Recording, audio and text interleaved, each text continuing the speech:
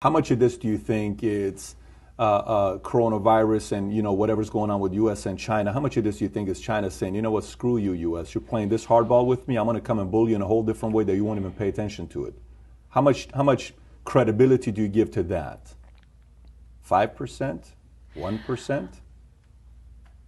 I'm not going to answer that question, but I am going to answer the question in a different way. Because I'm Christian at heart and I like to think that nobody would want to kill people. I will say this much, and if you're listening, write it down. In late November, word had already gotten off of the mainland that there was a virus in Wuhan. On January the 15th, the U.S. trade bill was signed, phase 1.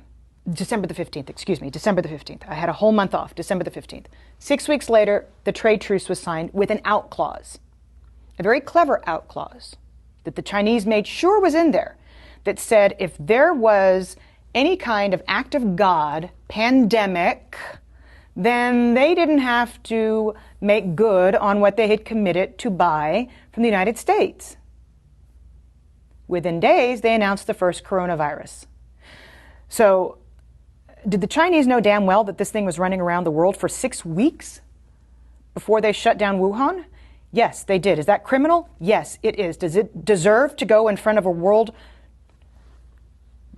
tribunal? Yes, it does. Because we know that it was the unfettered travel that made this thing a global phenomenon that was impossible to contain. 6 weeks they knew, but they wanted that out clause. And then they underreported what happened in Wuhan, which a toddler could tell you based on what happened in Italy, based on what's happened in Germany and in France and now in the UK with Boris Johnson in the ICU. There's no way in a city the size of New York, 11 million people, that there were so few cases. It's impossible with similar density to New York. So the World Health Organization should be held accountable for not holding China accountable to providing good, valid data so that the rest of the world could prepare for fewer people to die.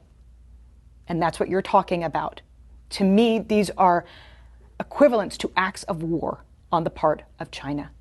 And then, equally, whether you're talking about NPR or Fox News, most major media outlets on both sides of the aisle came out and reassured the United States that it was just the flu.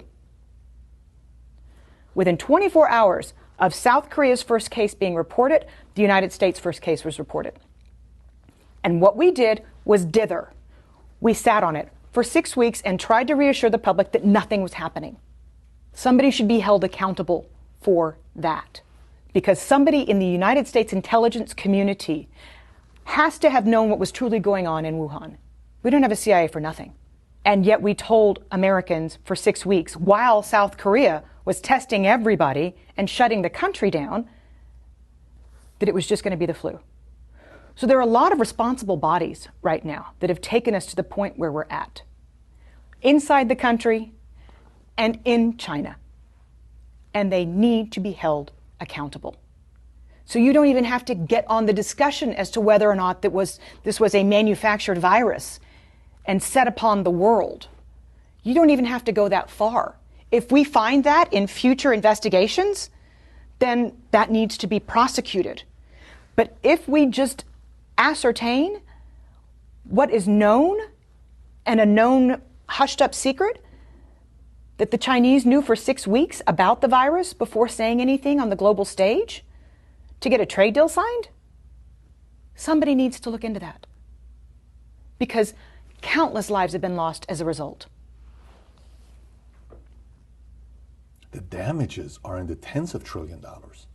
We're not talking about small here if that's the case. No, we're not. And we're talking about people losing their family members, and we're talking about we're talking about suicides in the future, we're talking about economic hardship. All of this could have been mitigated had China been honest and had the World Health Organization made China accountable. Because at first they said it's not anything to worry about when the WHO first came out and said we don't need to stop everything. Let me ask you, who do you trust the least? Iran, Russia, or China? China. China's got more economic power. Because of that, or because they don't have a free press and because we can't really know what the hell is going on over there? Well, that's just a kicker, but you don't really know what's going on in Iran either. You had global satellite images in Iran showing mass graves. Iran underreported the same. And you can't tell me that in the cold of winter that Russia has as many cases as it's reporting. But at last check, China's 17% of global GDP. They can throw more money around than anybody else. And you just mentioned two of their allies, by the way. So that's why I asked it the way I did. And the largest contiguous land border on the planet, by the way, between Russia and China.